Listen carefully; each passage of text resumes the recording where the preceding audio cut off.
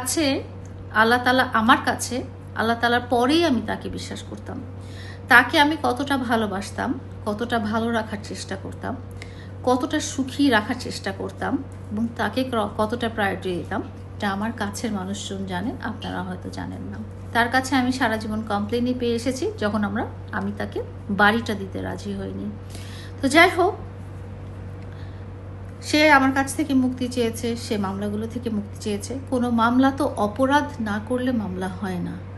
অপরাধ করার পরে, অপরাধ প্রমাণিত হওয়ার পরেই তো মামলাটা হয়, এবং তার ক্ষেত্রে সবগুলো মামলাতে অপরাধ প্রমাণিত হয়ে বিচার কার্য পরিচালনা করার নির্দেশনা আদালত দিয়েছেন। এখানে আমি কেন? আইন সবার জন্য সমান, এখানে তার জন্যও সমান হবে, আমার জন্যও সমান হবে। এবং তার অপরাধগুলো কি? তার অপরাধগুলো ফিজিক্যাল অ্যাসল্ট, তার অপরাধগুলো হচ্ছে নারী রিলেটেড, মাদক রিলেটেড। কোনো তো ভালো কাজের জন্য আমি তাকে তো কখনো বাধা দিইনি।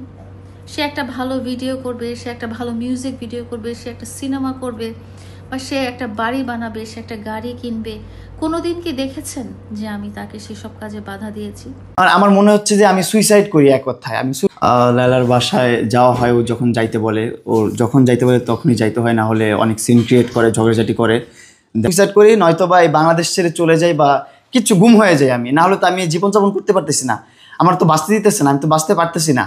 ওর বাবা আর্মিতে, ওর হাজব্যান্ড আর্মিতে, ওর বয়ফ্রেন্ডরা আর্মিতে, ওর যত ফ্রেন্ডসরা আছে, ডিজে আফাই, এটা ওইটা সেটা, তারপর আপনার বড় বড় কর্মকর্তা যারা আছে, ডিবি হারুন সাহেব আছে, তাদের সাথে তার খুব ভালো সম্পর্ক, সবার সাথে তার সুমধুর সম্পর্ক। আমি তো আর অত ভালো লবিং নাই, আমার অত কিছু নাই, আমি অত মাথায় আমার অত খেলা না। আমার যতটুকু যখন প্রয়োজন পড়ে ততটুকু আমি তখন করি। আমার যদি তখন ক্ষুধা লাগে আমি ভাত খাই, এছাড়া আমি ভাত রেডি করে রাখি না। আর ও আগে থেকে সব কিছু রেডি করে রাখে, ওর ক্ষুধা লাগবে, পিপাস লাগবে, সব কিছু রেডি করে রাখে। এটা কথার কথা বললাম, ভাতের জন্য না কথাটা। সো ওর দিক থেকে সব সময় রাইট থাকে। আমি যে কি করবো আমি বুঝতেছি না। বাংলাদেশে আপনারা যদি সাপোর্ট না করেন, আপনারা যদি আমাকে হেল্প না করেন, আমি হয়তো বা বাংলাদেশ ছেড়ে চলে যেতে হবে, না তো বাঁচতে পারবো না। আমার কোনো দিক দেখছি না, আমার সব দিকে অন্ধকার হয়ে যাচ্ছে। আমাকে আমার মতো বাঁচতে দাও, আমি আমার মতন বাঁচি। ভাই তুমি আমাকে এই মামলা টামলা এটা ওইটা সে দিয়ে হুমকি টুমকি, আমার ভিডিও নিয়ে, আমার পিকচার নিয়ে ব্ল্যাকমেল করে, এগুলো তো ঠিক হচ্ছে না। এটা তো আমার তো জীবন আছে। আমার আজকে এতটা খারাপ লাগতেছে, আমার মনে এমন লাগতেছে, আমি খুব আক্ষেপ থেকে আজকে লাইফটা করছি, বকাবাজি করছি, যাই করছি। এই জন্য সবার কাছে আমি হাত জোর করে ক্ষমা চাচ্ছি যে আমি এত মিসবিহেভ করছি লাইভে এসে। আসলে হেদায়েত জ্ঞান ছিল না, আমি কন্ট্রোল করতে পারি না নিজেকে। এতটা ট্র্যাপে পড়ে আছি, আমি কি করবো আমি বুঝতেছি না। আমার জীবন, আমিও তো একটা মানুষ, আমার তো মাত্র জীবনটা শুরু হচ্ছে। আমি যখন ওর সাথে পরিচয় হই তখন আমি 18+ না, আমি 18-, তখন আমি 18 বছরের আগে ওর সাথে সম্পর্ক, আমার পরিচয়, আমার একটা ভালো একটা সুমধুর সম্পর্ক ছিল ওর সাথে। কিন্তু ও আমাকে জেল টেল খাটানোর পর তো এগুলো আর কিছু নাই, আমি তো সব ভুলে গেছি। আমি ওকে একটা ভালো একটা ফ্রেন্ড মনে করি, এখন ভালো ফ্রেন্ড মনে করি শুধুমাত্র এই মামলাগুলোর কারণে, যে মামলাগুলো তুলে ফেলবে, এটা করবে সেটা করবে, ঠিক আছে, আমি শত্রু রাখার দরকার নাই, বন্ধু হয়ে থাকুক সারা জীবন। কিন্তু ও কি করতেছে, একটার পর একটা মামলা করতেছে আমার বিরুদ্ধে, আবার আমার ভিডিও, আমার পিকচার পুরো বাজেভাবে প্রেজেন্ট করতেছে সোশ্যাল মিডিয়াতে। আমার যে ফ্রেন্ডসরা আছে, তাদের ফ্যামিলি আছে, তাদের প্রবলেম হচ্ছে, আমার প্রবলেম হচ্ছে, সব দিক দিয়ে প্রবলেম হচ্ছে। বলে মামলা তুলব না, এটা করবো না, সেটা করবো না, হুমকি দামকি দেয়। আসলে আমি আজকে যে লাইভটা করছি এটা খুব আক্ষেপ থেকে করছি, খুব কষ্ট থেকে করছি। আসলে আমি এখন খুব অসহায়, আমি কি করবো আমি বুঝতেছি না, আমার মাথায় ঢুকতেছে না। ও আমার নামে 5টা মামলা করছে, 5টা মামলা করছে। একটা ধর্ষণ মামলা করছে, একটা অ্যাটেম্পট টু মার্ডার মামলা করছে, একটা মানহানি মামলা করছে, একটা হুমকির মামলা করছে, আরেকটা হুমকির মামলা করছে, আমি নাকি করে হুমকি দিছি। কিন্তু এরকম কোনো কিছুই না। আমি এই ট্র্যাপ থেকে বাঁচতে চাই, আমি এখান থেকে বের হতে চাই, আমার জীবনটা আমি সুন্দরভাবে কাটাতে চাই, আমার বাবা মা নিয়ে, আমার ফ্যামিলি নিয়ে, ভাই বোন নিয়ে, সবাইকে নিয়ে কাটাতে চাই, কিন্তু পারতেছি না আমি ওর জন্য। বরং আমি তাকে উৎসাহ দিয়েছি। মাত্র 2 দিন আগে কিন্তু আমরা একটা প্রেস কনফারেন্স করলাম, যেখানে আমি বলেছি, নিজে বলেছি যে মামুন, তুমি যখন বিয়ে করবে তোমার সব কিছু আমি করে দিব। বিয়ে একটা পবিত্র জিনিস, বিয়ে আল্লাহ তাআলা দেওয়া বিধান। তুমি যখন বৈধ স্ত্রী গ্রহণ করবে তখন সব জিনিস আমি তোমাকে করে দিব। কেন বলেছি? কারণ আমি চেয়েছি, মামুন সবসময় চেয়েছি, সে যেন ভালো ভালো পথে চলে, সে যেন সুন্দর পথে চলে, সে যেন সুস্থ পথে চলে, সে যেন আল্লাহর দেওয়া বিধান পথে চলে। সে দুপুরবেলা জুম্মার নামাজ পড়ে তারপরে যদি ফেরার পথে গাঁজা খেতে খেতে লাইভ করে, সেটা তো বিধানের পথে হলো না। এবং তার সাথে আমার কনফ্লিক্ট শুধু এই ব্যাপারগুলোতেই। এবং আপনাদেরকে আমি প্রমিস করেছিলাম যে কোনো ব্যক্তিগত ব্যাপার আমরা আর আপনাদের সামনে আনবো না, শুধু আমাদের কন্টেন্ট দেখবেন, আমাদের ভিডিও দেখবেন। কিন্তু আজকে যেটা করলো সেটা হচ্ছে অনাকাঙ্ক্ষিতভাবে আমি খুব প্রাইভেট মোমেন্টে আমার বেডরুমের ভিতরে শুয়েছিলাম, সে আমার বাসায় অনুপ্রবেশ করে সে 4-5টা লাইভ তার পেজ থেকে করে ফেললো। এবং অদ্ভুত, একটা মানুষকে তো আমি বাইক দিয়ে জোর করে আমার বাসায় নিয়ে আসতে পারবো না, এটা তো খুব সাধারণ কথা। আর তাকে আমি লোভ দেখাবো কি?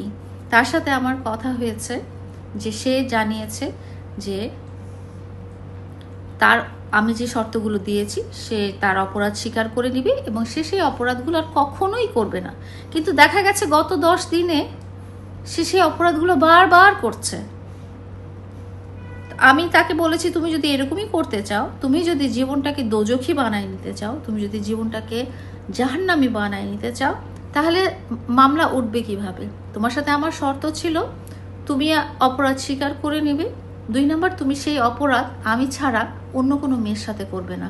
কিন্তু দেখা গেছে যে অন্য একটা মেয়ে না, একসাথে 4-5টা মেয়ের সাথে সে সেম অপরাধ করে বেড়াচ্ছে এবং সবগুলোর প্রমাণ সহ আমি আপনাদেরকে দিয়েছি। একটাও এডিটেড না, একটাও এআই দিয়ে ক্রিয়েট করা না। এবং সে কি করছে জানেন?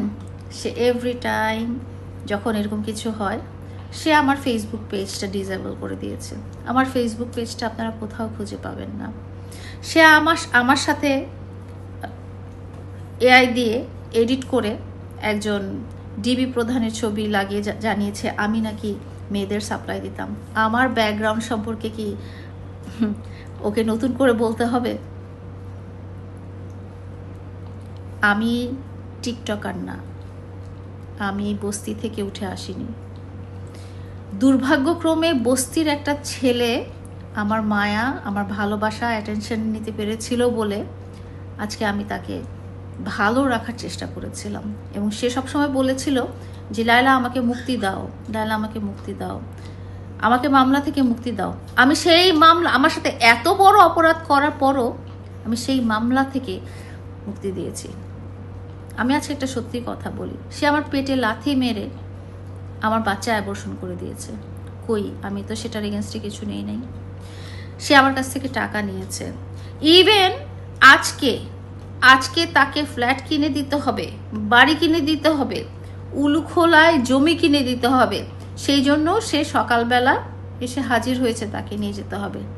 আমার কথা হলো তোমাকে আমি একটা সুন্দর জীবন দিব, তোমাকে সবই সাপোর্ট দিব, কিন্তু তুমি এই নষ্টামিগুলো কেন কন্টিনিউ করছো? এটা তো কারো জন্যই ভালো না।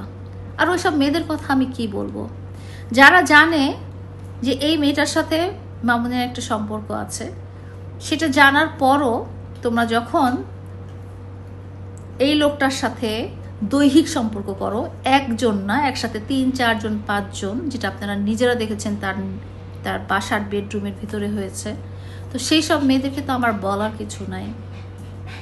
তারা আমাকে হুমকি দিচ্ছে যে তারা সুইসাইড করবে। ভাই, তোমরা কাজটা করতে পেরেছো, ছবিও তুলে রাখতে পেরেছো, ভিডিও করে ফেলতে পেরেছো, আর আমি দোষটাকে দোষ বলতে পারবো না? তো যাই হোক, এই বিষয়ে আমি আর কোনো কথা বলবো না। ভদ্রলোক আমার অনেক ক্ষতি করার চেষ্টা করছেন। আমি দেখেছি উনি এআই জেনারেটেড ছবি দিয়ে বলেছেন যে আমি একজনকে মেয়ে সাপ্লাই দিতাম। আমি কোথাকার কোন দেশি মেয়ে সাপ্লাই দিচ্ছি সে যদি প্রমাণ করতে না পারে, আমি আবারও 100 কোটি টাকার মামলা তার নামে দেব। সব কিছু নোংরামির পর্যায়ে নিয়ে গেলে হয় না। সে নিজে নোংরা দেখে পৃথিবীর দুনিয়াটাকে নোংরা দেখে, সে নিজে ডাস্টবিন দেখে দুনিয়াটাকে ডাস্টবিন মনে করে। তো যাই হোক, তার সাথে আমার এই মুহূর্ত না, আজকে সকাল থেকেই কোনো রকম সম্পর্ক নেই। তাকে আমি আর চিনতেও চাই না এবং চিনবও না, এবং সে রিলেটেড আমি আর কোনো কথা বলবো না, আপনারাও আমাকে জিজ্ঞেস করবেন না। তো সবাই দোয়া করবেন, ভালো থাকবেন। ও সবভাবে আমার লাইফটা হেল্প করে দিচ্ছে। ওর সাথে সম্পর্ক ব্রেকআপ হয়ে গেছে, 1 বছর হয়ে গেছে। 1 বছর হওয়ার পর এখন ওর সাথে শুধুমাত্র কেসগুলো উইথড্র করবে এটা বলে আমার সাথে ভালো একটা সম্পর্ক করছে, ভালো একটা বন্ধুত্ব করছে। না হলে ওর সাথে আমি কথা বলতাম না, কখনো সম্পর্ক করতাম না। যে মানুষ আমাকে জেল খাটাইছে, যে মানুষ আমাকে আমার ফ্যামিলির বাইরে রেখে ঈদ করাইছে, যে মানুষ আমাকে এতটা কষ্ট দিয়েছে, সেই মানুষের সাথে আবার আমি কথা বলবো?